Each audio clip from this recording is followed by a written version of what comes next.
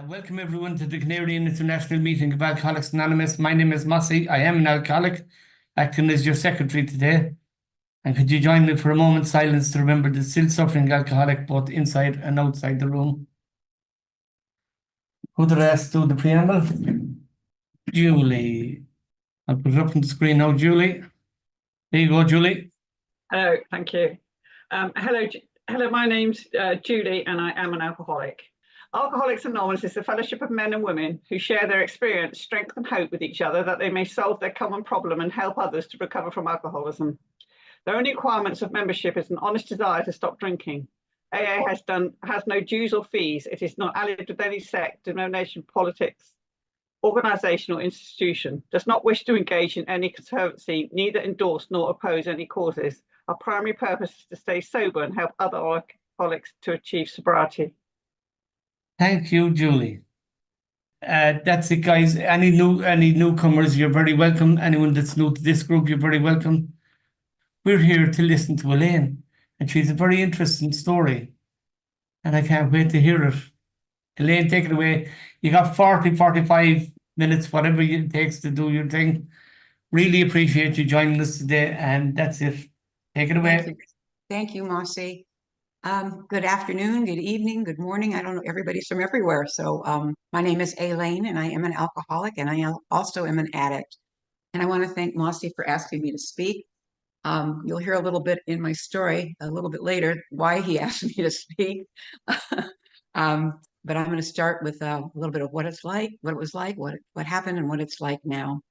I was born here in the United States in the state of Massachusetts, but when I was 5 years old, my family moved to California, Los Angeles. And I was born into a very, very, very, very, very, that's 5 varies, religious Orthodox Jewish family, which means there were a lot of rules and restrictions. However, one of the things that was very, very prominent in our house from the time that I don't even remember was there was always wine. Always, every holiday, you know, the dog had puppies, we had wine. And I don't know how old I was when I had my first drink, but I know it was young because it was just something that we did.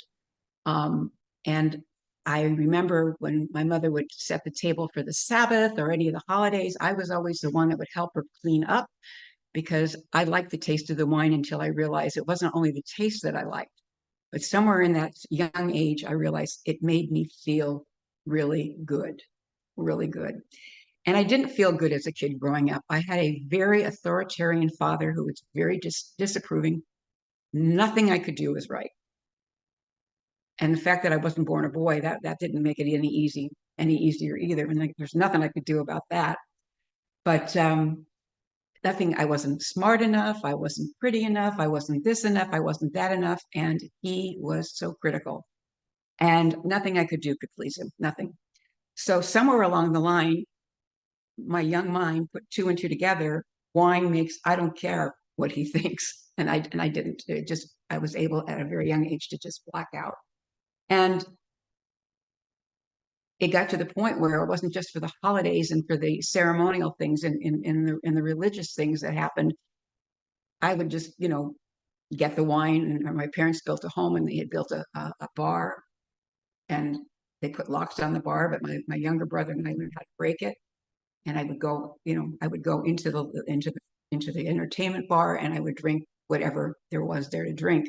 I always laugh because my parents' friends must have think they had the cheapest people in town because all their liquor was watered down. I mean, I just kept, you know, eventually it was probably just a spring water in there, but that's, and I don't think they noticed that there was anything wrong because I was always high. I was always high because I just did not want to feel the criticism and the wrath of that father that I had. And I have a younger brother who's we're very close now. He, you know, he was a boy and scholastically, you know, he was off the chain. And I just never measured up. I am a product of the 60s, and I am going to talk a little bit about drugs because I know this is an Alcoholics Anonymous meeting and I don't want to put anybody off. However, it is my own personal belief and feeling that anything that we take that affects us from the neck up so that we don't have to feel our feelings constitutes alcoholism. So I grew up in the 60s and a lot of pot smoking, glue sniffing. My mother took Valium and I saw what it did to her. So I used to steal her pills with the alcohol. How I didn't go into a coma, I don't know. I don't know, some of you ladies might remember back in the 60s, they had birth control pills with the little dials that you took one a day. I took those because I don't know what they were, but they were my mother's pills. So I figured I'd take them. And I did. If I had been sexually promiscuous at that point, I would have been safe, but that wasn't the case quite yet. I went through junior high and high school pretty much medicated or drunk. And I don't think I drank much during the day, but when I got home, I would, slip into the bar. And that's just kind of how I rolled. To the point I became 18 years old and I had to get the hell out of that house because it was getting to the point with even how I was self-medicating myself with alcohol and pills and marijuana and whatever else I could get my little hands on. I just never felt right. I never felt enough. And there was just, and the harder I tried to please that man, the worse it got. So I had to get out of that house. Now, I went to college. I went to UCLA because my father said to me, you can go to any college you want as long as it's UCLA, which was like 20 blocks from where I lived. So I'm stuck here. And I had to get out. So I went to a party and a Halloween party, and I found the first of 3 husbands. And he was my ticket out. He worked in the motion picture industry. I was 18 at the time and he was 29. And, he worked in the motion picture business and there's always drugs and alcohol there. I mean, it's like I had won the lottery. And I went through college. I moved in with husband number 1 and proceeded to go through college. But I went through college in an absolute complete blackout. I do not remember anything about college. The only reason I know that I graduated college is because I have a diploma in a frame upstairs. It says that I graduated. But it always amazes me when I talk about that, how the mind works. I guess, I was telling somebody just today, I have a photographic memory, and I think that's probably the only reason I was able to, and I didn't realize it at the time, but in those blackouts, I was able to retain whatever it was that I read. And because if you ask me what happened in college today, I don't know, it was a long time ago, but it just amazes me that in the drunken state that I was always in, that I was able to retain enough to graduate. And I will tell you, I was not at the top of my class. Usually I was at the bottom on the floor with the bottles, typically where I spent most of my time. When I was married to husband number 1, they, in the motion picture business, he was in TV, they have what they call wrap parties, and they do the series is for like 13 weeks, and then the cast and the crew would have a party. And that was something I always lived for because there was always free reign of alcohol. And one of the stories that I've been reminded of, one of the actors in one of the shows that my then husband had been working on was, the actor was married to a very, very famous singer. I don't want to blow her anonymity, but you would all know who she was. And we were at their house and I was just drinking like a fool. And I guess embarrassed my husband so bad that he said, I'm getting you out of here. And again, I don't have any recollection of this, but I had to be the center of attention. And she had one of those really wonderful winding staircases that you see in these wonderful houses in the movies. And I went to the top of the staircase and for the goodbye and projectile vomited all over the hostess. Pretty soon after that, husband number 1 said, I'm done with you. And he was done with me. So I went off. I had to continue with my education. And somehow or another, I got a roommate at some point, and I went to law school. And again, I did my law school pretty much in a blackout. I don't remember too much of it. I did take the California bar, which is one of the hardest bars. I failed it the first time, but I did make it the second time. And in this time, again, I don't remember too much of it. And the mind to me is an incredible thing because I was drunk and stoned all the time. Because I was a student at the time, and I don't really I don't remember how long I was with that roommate, but there was a lot of couch surfing involved. I was able to hold jobs, because I needed, some money and it was a social outlet for me. I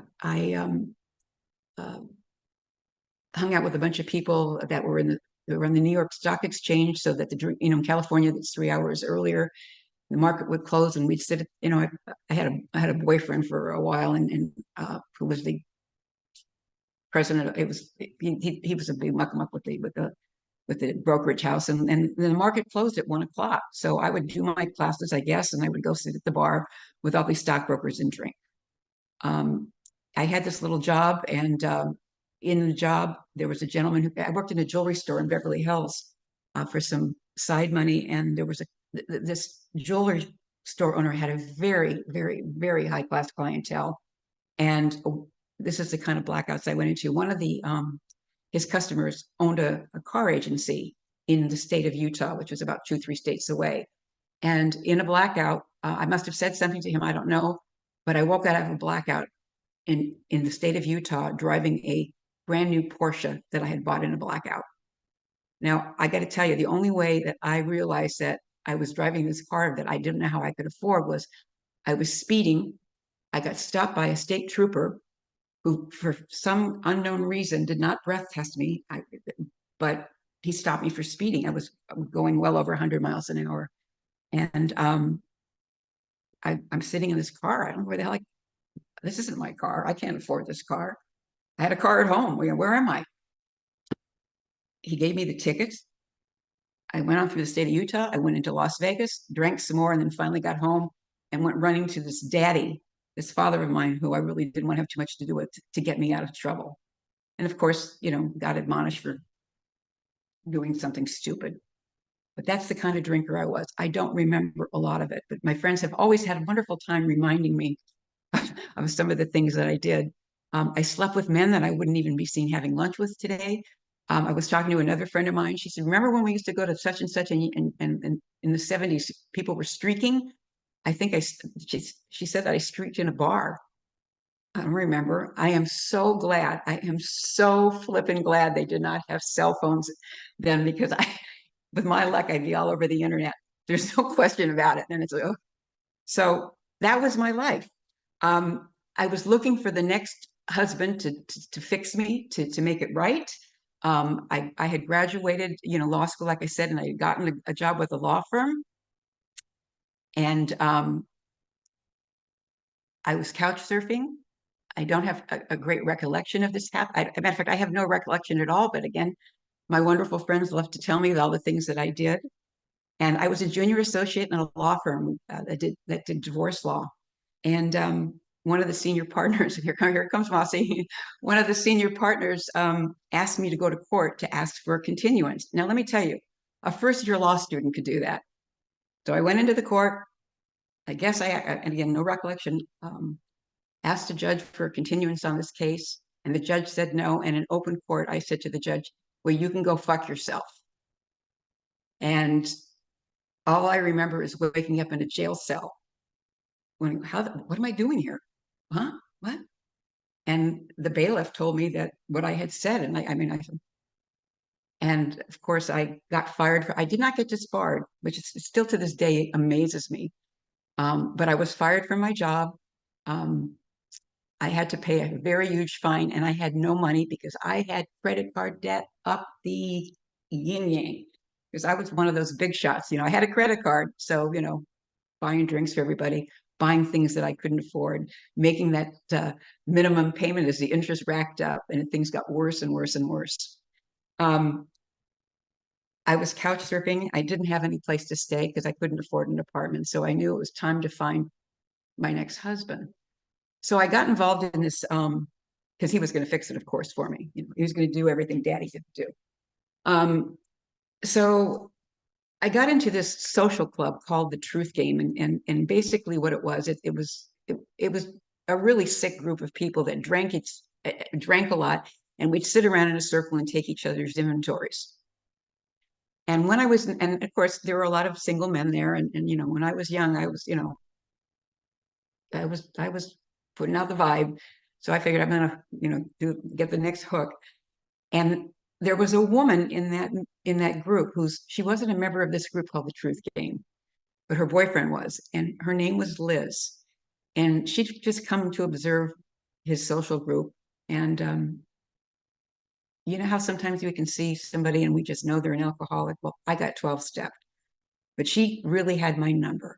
And she said to me, she says, have you ever thought about going to an AA meeting? And I looked at her like she fell out of a tree. As I'm standing there, by the way, with a wine glass bigger than this and a joint in the other hand. And I said, I'm not an alcoholic. I don't need AA. But she had my number and she said, well, you know, there's this meeting in Beverly Hills on Friday night. And this was back in 1977. And there are a lot of really good looking single men there. Okay. And that's how I got to my first meeting. Now, this was a huge meeting. And it was in, Beverly Hills. It was like, this is where the cream of the crop guys are going to be, I had never been to an AA meeting. I'd heard about AA meetings, but I got it in my little head that they were going to drug test me at the door. They were going to either take blood, do a breathalyzer, or something. And my ego was so big that I didn't want to be kicked out in front of all these potential husbands and people. And then, so that was February 4th, 1977. And that day, I managed not to drink or use. And at that point, too, let me backtrack a little bit. I was doing a lot of medication, taking a lot of pills. My mother and father had gotten divorced, and my mother remarried a wonderful man, by the way, but he was the man of my dreams. He was a pharmacist. And I used to go and help him in the pharmacy, and I was just helping myself to whatever there was on top of the alcohol. But on that day, February 4th, I figured, okay, they're not going to bust me at the door. I'm not going to get kicked out of here before I even get in. So I didn't drink or use all day. Now, I had no job at the time. I was couch surfing. So I had all day to get ready for this big event where I was going to make my debut. And Liz said she'd meet me at the meeting. And I got there and the room was crowded. I mean, it was huge. And she was right. There were thousands of good looking men there. She just didn't tell me that most of them were gay, but and I went and sat down. And this is where my first spiritual experience happened. But at the time, I didn't know it was a spiritual experience. I had no clue. Sat down, they go through the introductions like we do in most meetings. Is there anybody here in their first 30 days of sobriety? And as true as God, my hand went up and I looked at it like, what the hell? And I couldn't get that sucker down. I couldn't. It was like a marionette on string. If my hand would not go down. Eventually it did. And the woman started speaking. Her name was Edith. I'll never forget it. And she told my story pretty much, had been raised in the kind of household I was raised in. The only thing that was really different was that, she hadn't gone to law school, but otherwise everything was the same. Now, my huge ego told me that Liz, who had invited me to this meeting, had hired this woman from Central Casting to tell my story so I wouldn't leave. It was that spot on. And so at the end of the meeting, got up and all these women, I mean, there had to be 100 or more, just swarmed on me like bees and gave me their phone numbers. And in those days, we didn't have cell phones and pagers and all that stuff. They put their phone numbers on the inside of matchbook covers because in those days we would be smoking in meetings. And I shoved them in my purse. Yeah. Thank you. We walked out and Liz says, do you think you can do this? And I said, yeah, I think I at that point, I'm not feeling too bad. I said, yeah, I think I can do this. I could probably smoke a little weed. And, oh, no. She said, you don't smoke weed because you like the way it tastes. So I said, okay. So off I went to wherever it was I was staying and started going to meetings. And because I had nowhere else to go, quite honestly, I still had a car. How I financed myself, I don't remember, but I think that was God, give her what she needs to get to a meeting. So I went to probably 3 meetings a day. I went to a morning meeting, an afternoon meeting, and then an evening meeting, which there were tons of in LA, tons and tons of meetings. And got myself a sponsor, whatever that was supposed to be, and proceeded to go to meetings. About 3 days in, I started to go through withdrawals, and it was ugly. They didn't have rehabs back in those days, at least that I was aware of. And I started shaking. And in the middle of the night where I was staying, they had what they call a gravity heater. The heat came up through the floor and I couldn't get warm. I couldn't get warm. And I remember sitting on that thing and I literally burned like a tic-tac-toe from the grate in my ass. I mean, that was a friendly reminder, but I couldn't get warm. And all I wanted to do was drink. All I wanted to do was use. I was crawling out of my skin. But again, maybe, another miracle, the program happened. And I didn't realize it was a miracle of the program at the time, but I remembered all those matchbook covers that were in my purse. And I said, okay, I'm going to see if these people are worth their salt.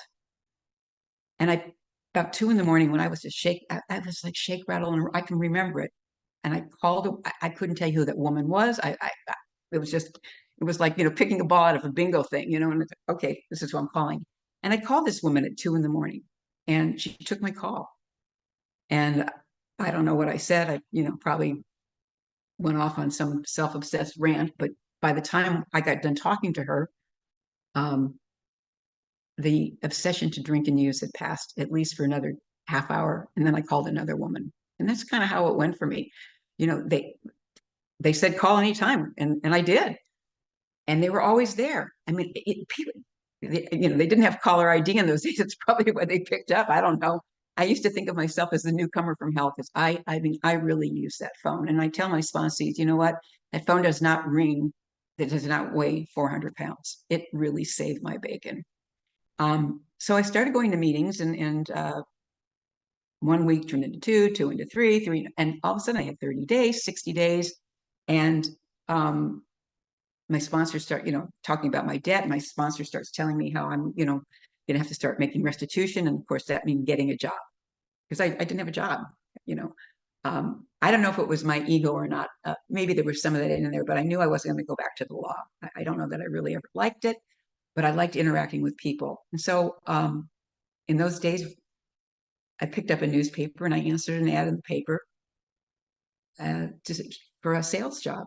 And I happened to get into an industry that turned out to be something I really loved, and I continued on with years. I sold eyeglass frames to optometrists, and I did really well at it. And so I was starting to make some money. I worked on a straight commission, and the money was coming in. And before it went to me, it was going to the debtors until, eventually the debt was wiped out. One of the things too is that I had to be on a budget. That scared the shit out of me. What? And I had to depend on myself. And of course, depending on myself, I realized it wasn't really me. It was my higher power, but I didn't get that God concept quite yet. I just kind of went through the movements and did what I was told to do. Most of the time, I didn't always do what I was told to do. And things just started coming, in full circle. I got a year of sobriety. I was of service. I wasn't sponsoring it because I hadn't worked all 12 steps, but I was, pushing the floor, emptying the ashtrays, making the coffee, just, doing all the things that my sponsor said to do. And I was very, very, very, very involved. There were about a group of us, about maybe 12 or 13 of us, men and women, that had come in around the same time. And we were kind of like a little pack. And we would go to meetings together. And if we couldn't sleep at night, we'd go to a midnight movie. But AA was my focus, and I loved it. And 1 year turned into two, and two into three, and so on and so forth, and everything was great until year 10. And some of the old thinking came back, and I met a husband number 2. I was doing very, very well. Like I said, I had bought a home at this point. I didn't owe anybody any money. I paid off my law school debt, and another thing that I was able to do successfully. And I met this guy. I went in to buy a car, and long story short, I got married to the guy who sold me my car, and I stopped going to meetings because I had made it. Quite honestly, I had made him my higher power. I had the husband, the good-looking husband, and I had all the stuff, but I wasn't going to meetings. Well, as it turned out, I was married to him for about 2.5 years, and in 12 years of sobriety, he decided that I believe he showed his true colors, and he really turned out to be kind of a con man.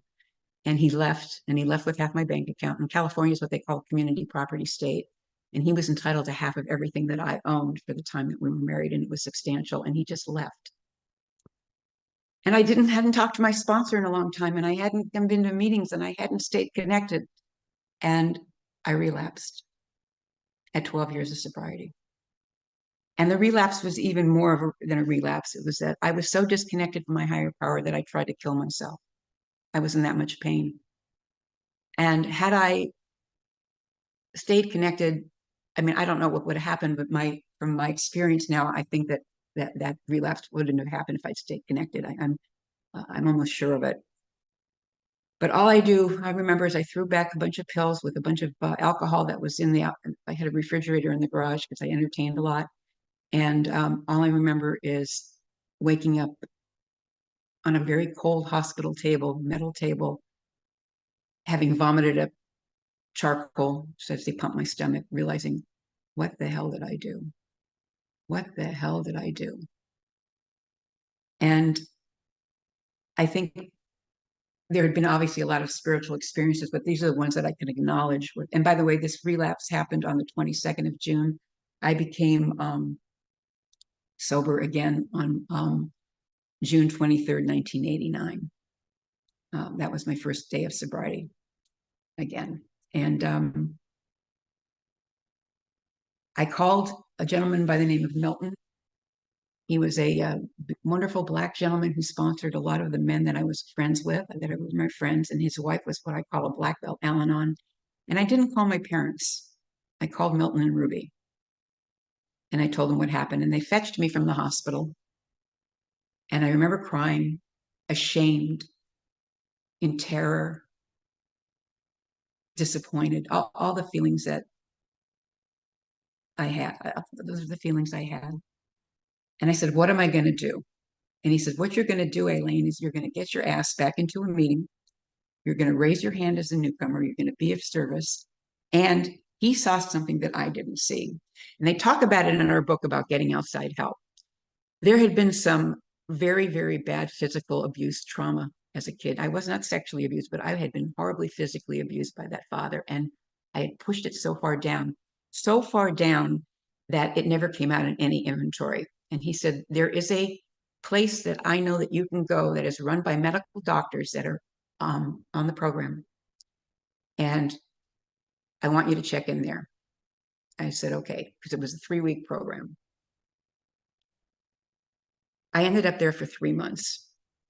That's how sick I was. And I was able to uncover this trauma that I don't know that I would have ever been able to really uncover in a 4-step. Maybe so, I don't know. But it was with the help of these wonderful doctors in recovery. I was able to start working my program and work on that trauma. It saved my life. I got out of the hospital and went back my job, and I was really, and this is another thing too I like to talk about. We talk about going to any lengths. And when they told me that I needed to stay more and more, and it turned that 3 weeks turned into 3 months, I go, oh, my job, my car, my house, my this, my that. And somebody said to me, are you willing to go to any lengths to stay sober? And I was. I had no idea what was going to be the end of that I didn't know it was going to be 3 months, but that's what it was. And I didn't know what was going to be waiting for me at the other end. But I just put my faith in God, and everything did work out. The job was there. They didn't foreclose on my house. I mean, everything worked out as it should have. And I started going back to meetings, and I started back in just like I did the day I came in 1977. But I came in with a very different attitude. I learned in my time in the hospital, and I'm blessed to sponsor some very beautiful, beautiful, wonderful women. Some of who are here today, and I love you guys. I was taught that I needed a good, strong foundation. And that foundation for me, and what I was taught, are the first 3 steps.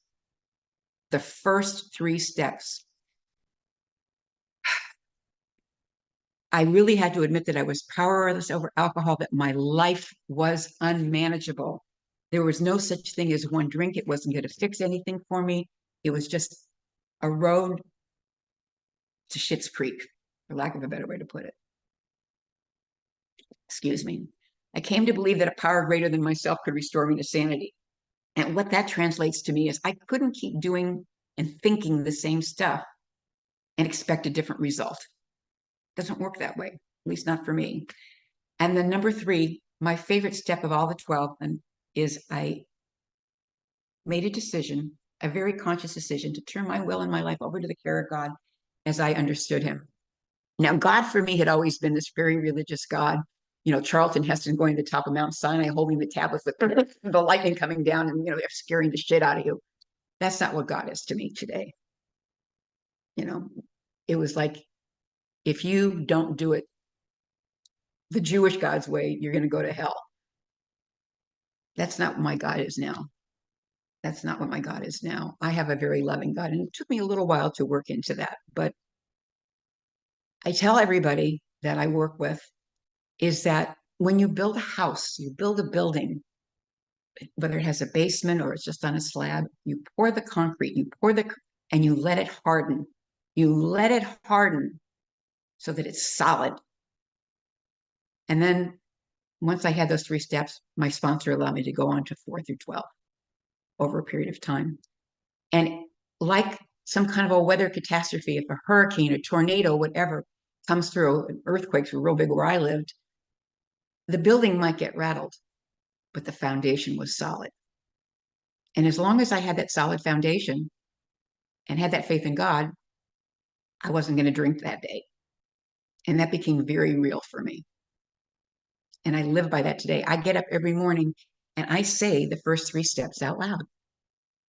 And I say them slowly, and I say them in the first person. You know, I admit that I'm powerless over alcohol, that my life has become unmanageable. You know, I believe that a power greater than myself will restore me to sanity, and that I have made a decision to turn my will and my life over to the care of God as I understand him. And I say those words slowly, and I think about each word that I'm saying so that I can own those first 3 steps. And that gets me through the rest. That thing with God is just so huge for me. Sometimes it gets away from me a little bit, but I reel myself back in with the help of other people on the program. By the way, I have an incredible sponsor who has 54 years of sobriety. I like to tease her that she has more sobriety than I am old, but that's a lie. So I'd love to think I was 54 years old. That ship sailed a long time ago.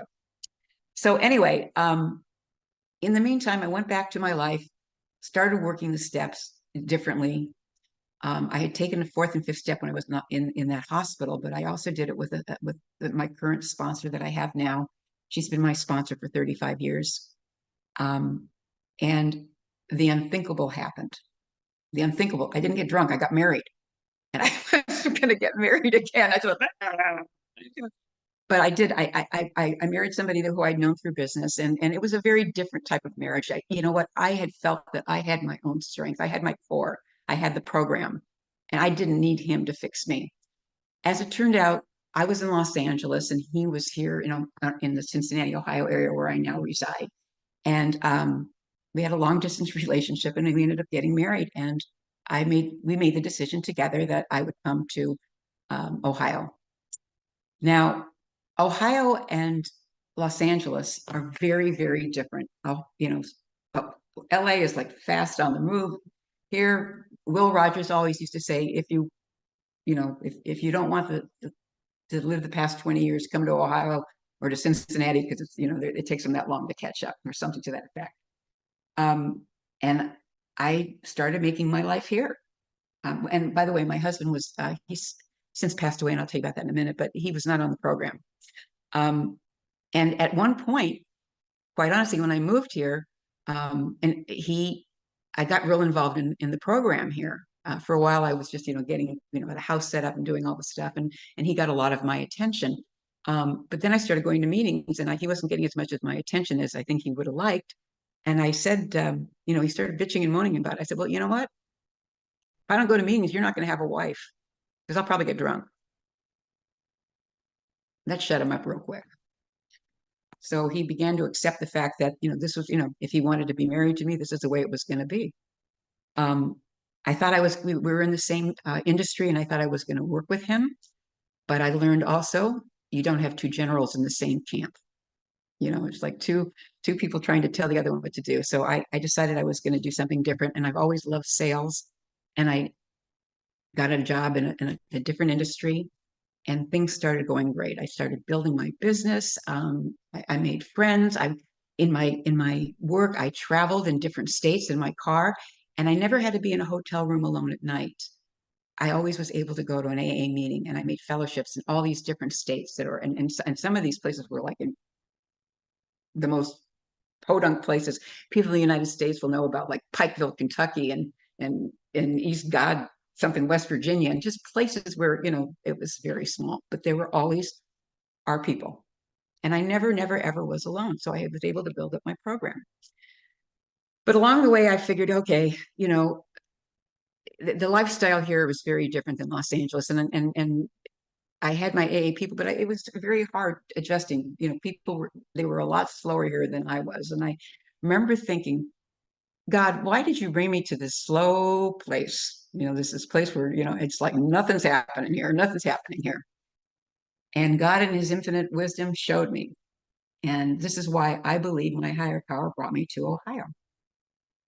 My late husband had a son from a previous marriage, and that son is now, I think he still is. I believe he is. I don't even know if he's alive anymore, but he and his girlfriend got pregnant, and they're alcoholics and drug addicts. And they had this little baby, little boy. And this was in 2004. And I kind of hope that, well, you know, they're going to get their act together and maybe, you know, for the sake of this child, you know, make things good. I was coming home from work one day from a week out on the road, and I was going past where they lived down in Kentucky, and I just said I'd stop in and see them. And I went over to the apartment or whatever the hell thing they were living in. I don't know what it was, but I went to knock on the door, and the door opened. And in the front room was my 4-month-old grandson lying in a dirty diaper. Two guys that looked like they came from a motorcycle gang walking in the room, who I had no idea who they were. And my stepson and his girlfriend were passed out in the back room. And I just went into a panic. And all I wanted to take the kid and just go home. And I realized that, you know, with my legal training and just, you know, common sense, if I had done that, it would have been kidnapping. So I made a very, very difficult decision on the spot. I think that was something that God helped me with. It. I picked up the baby, who was 4 months old at the time, and went to the police station. And they called in child services. That was really hard to do because that system in the United States sucks. But I figured whatever it was better than him being there. Long and short, my husband and I ended up adopting our grandson. My grandson became my son. And that is why I believe I was brought to Ohio. So through my just having to be there that day, you know, and just things, God putting things in place. I'm in one state, the legal process, because he was in another state. It was horrendous. I was able to, I hired a lawyer to make the appearances, but I did all the study of the case law, fought through it, and he was able to be adopted. It took us 4 years to do it, but we had custody of him in the 4 years after I was able to get him out of foster care, which is where he went, but it was better than where he was. And just another miracle of the program is when we were going through the custody thing, they have what they call TPR, which stands for Termination of Parental Rights. And we had a TPR hearing for the mother. And she broke my anonymity in court. She said to the judge's outburst, "You can't give her my son. She's an alcoholic." And I said, "Oh, man." The judge says, stopped her and said, "Excuse me, Mrs." Told me my name and said, "Yeah. Are you in AA?" I said, "Yes." "How long are you sober?" I told him. And he also was on the program. I found out later he didn't say that in open court, but I think her breaking my anonymity certainly helped my case, because this judge, you know, I mean, you didn't have to be a rocket scientist to figure out, you know, he shouldn't have been where he was, but it did not. This program related judge was sitting on the bench that day.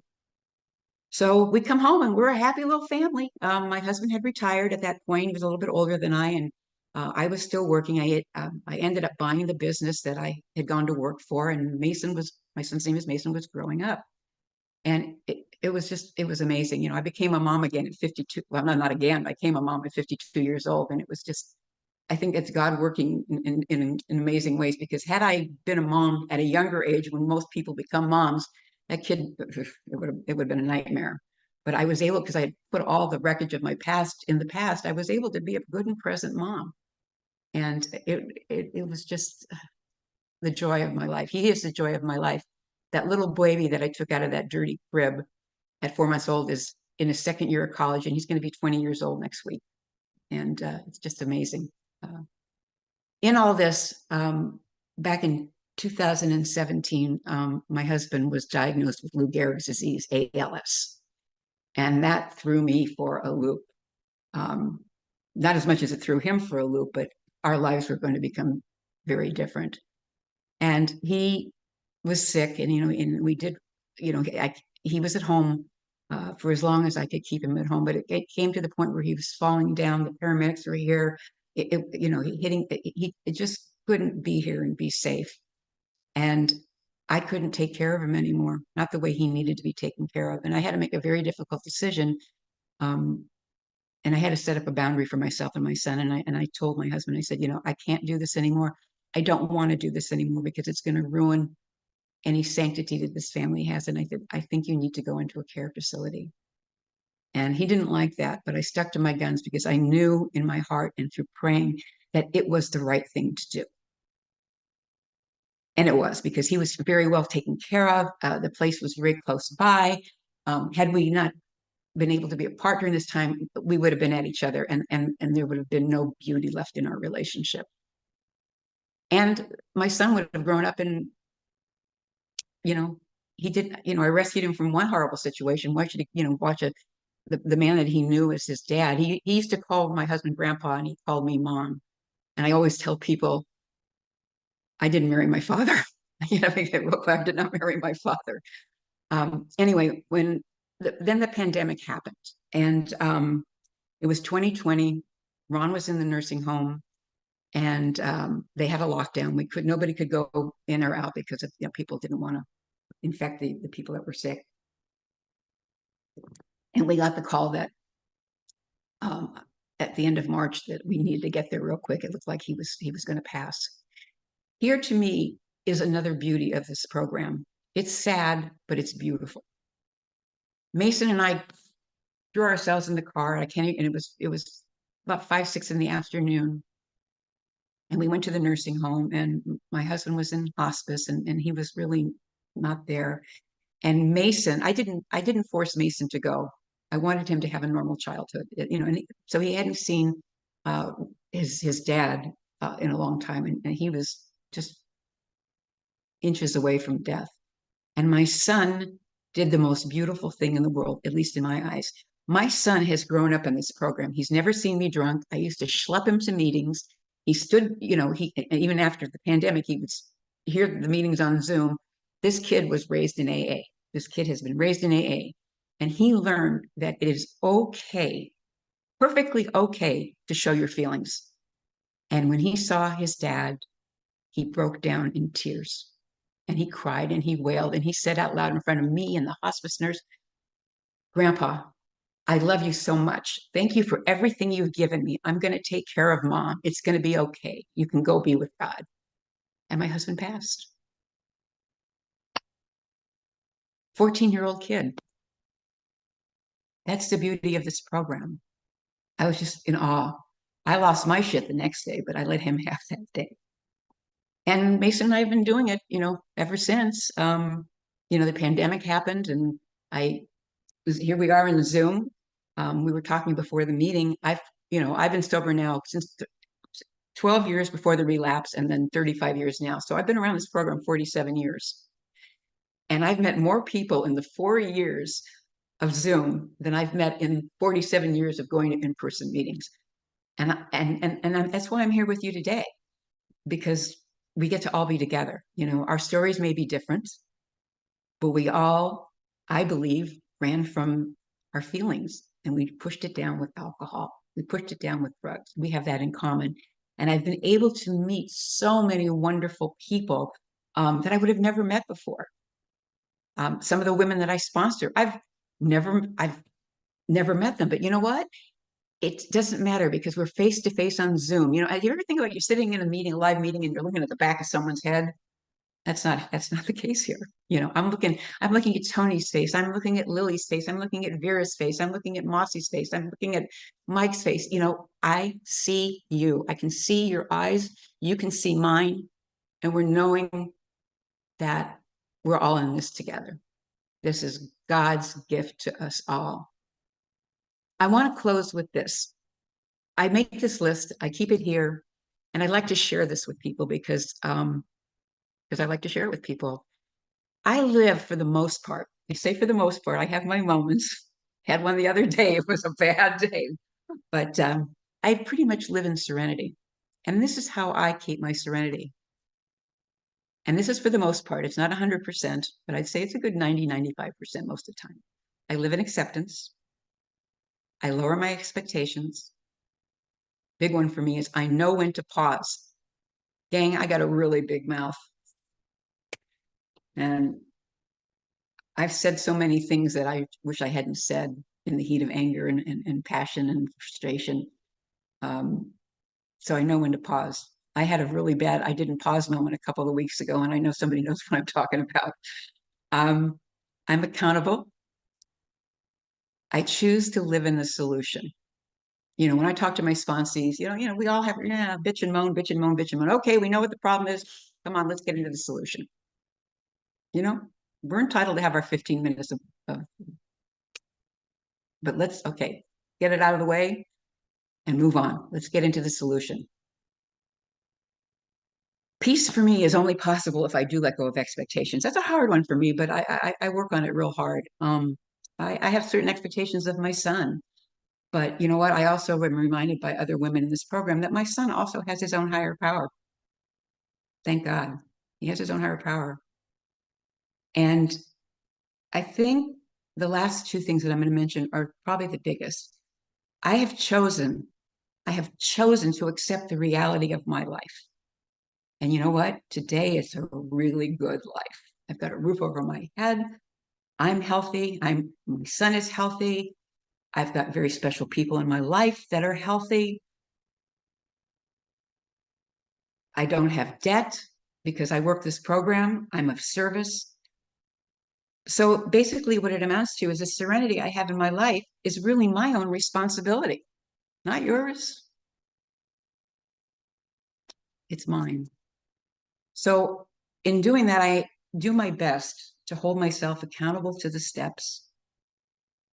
I'm honest as I can be. I am honest. I'm honest. I am honest to a fault maybe, but I try to live in honesty and I try to keep an open mind.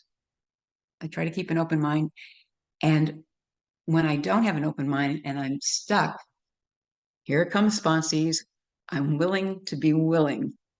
I'm willing to be, literally, I'm willing to be willing.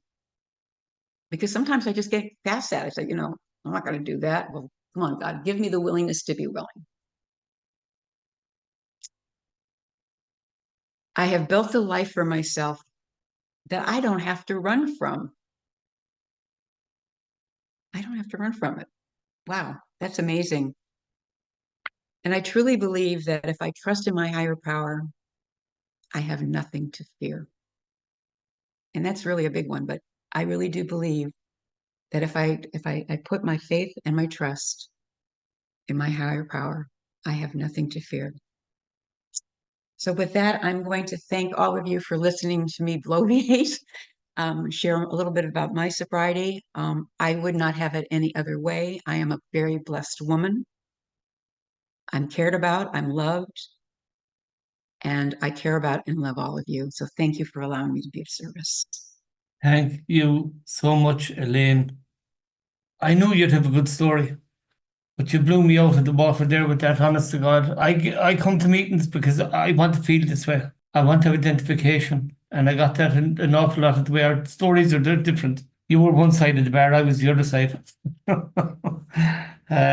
But for a start, we're class of 89. I was lucky that I was bullied into the program. The big book was thrown at me. I was told, do it this way or take your misery, fuck off out of here. It's been a pleasure to get know your story.